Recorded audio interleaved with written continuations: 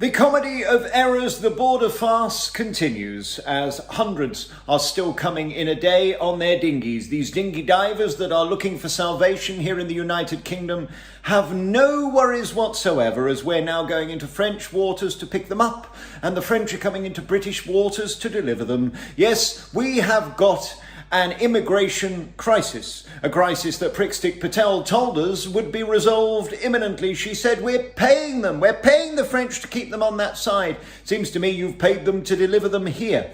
We've now got 5,500 arrived in this country so far this year, which means by the end of the year, it's going to be around 20,000 or more.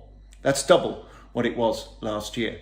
Already this year, we have seen floods of these people who are now coming in on dinghies so big, they're now known as vessels. In fact, there are cruise ships going from the Isle of Wight terminal that are smaller than some of these dinghies that are overtaking them in the channel. And what does Prikstick do? She says, I'm going to send them to Rwanda. Yeah, good luck with that, my darling.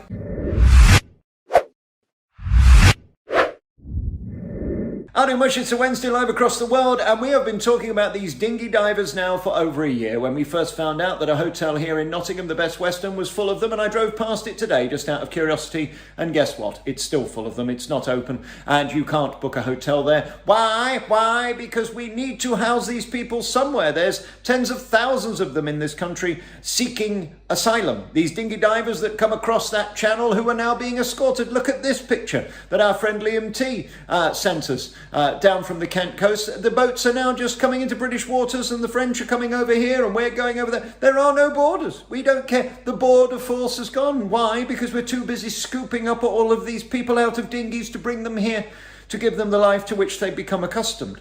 We're now apparently trying to do deals with Denmark and Rwanda.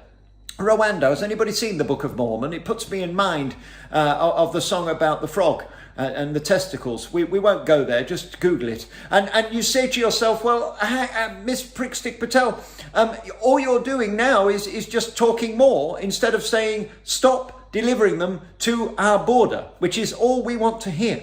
The French should be forced to keep them. What you're doing is asking for them to still be brought here so we can ship them off to Denmark or Rwanda. Now, Rwanda does not have great human rights history. And indeed, I think the lefties are going to have a major problem with this. Let me tell you why, my darling. If they're tying themselves to 747 Fokker 100s at Stansted to stop criminals who have been found guilty or imprisoned being sent home to where they came from, right? They're going to stop criminals being sent home. What's the chance of you sending shiploads or plane loads of foreign illegal immigrants at this point, dinghy divers in other words, to somewhere like an African country like Rwanda? What is the chance that plane will ever take off? I repeat, they tied themselves to the wheels of planes for criminals to stop them leaving the country. Yeah, the lefties, the Guardian readers, the champagne sippers, the oyster-eating quiche eaters. Yes, those types who will do anything for the human rights of anybody other than ourselves. We know that the children's homes in Kent are so full, they're not taking in any more foreign immigrants. They're sending them elsewhere. That's how many are coming across. Although we had an FOI to say, well, actually, it's less than 30 have come since the beginning of the year. That was until May. So it proves that this is a male 20, 30-something occupation. This is not families and desperate people necessarily. I'm sure there are a few mixed in there. These are young men who are seeing the wood for the trees and want to chance their arm. And who can blame them? Why wouldn't you want to live in a 4-star hotel, be given 3 meals a day, a budget for clothes, a new tippy-tappy and a 30 quid a week so you can spend on whatever you like, whether it be gambling, smoking, anything you fancy really, perhaps pop down and get the old puffy. Yes, you can do what you like with your money, it's your money. And we're paying for all of this.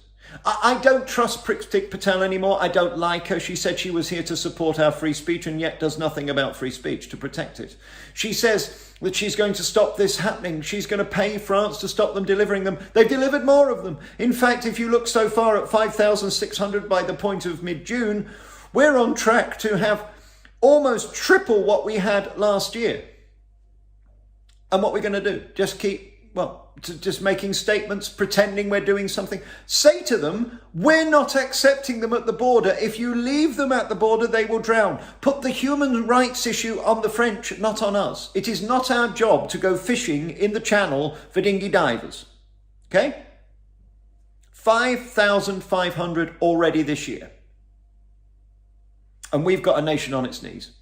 People being made homeless because of the change to the rules on landlords and all of that. And we've got the furlough issue, which we're going to talk about in a minute, which is going to see tens of thousands unemployed. Just you wait. Okay, Pretty, you carry on.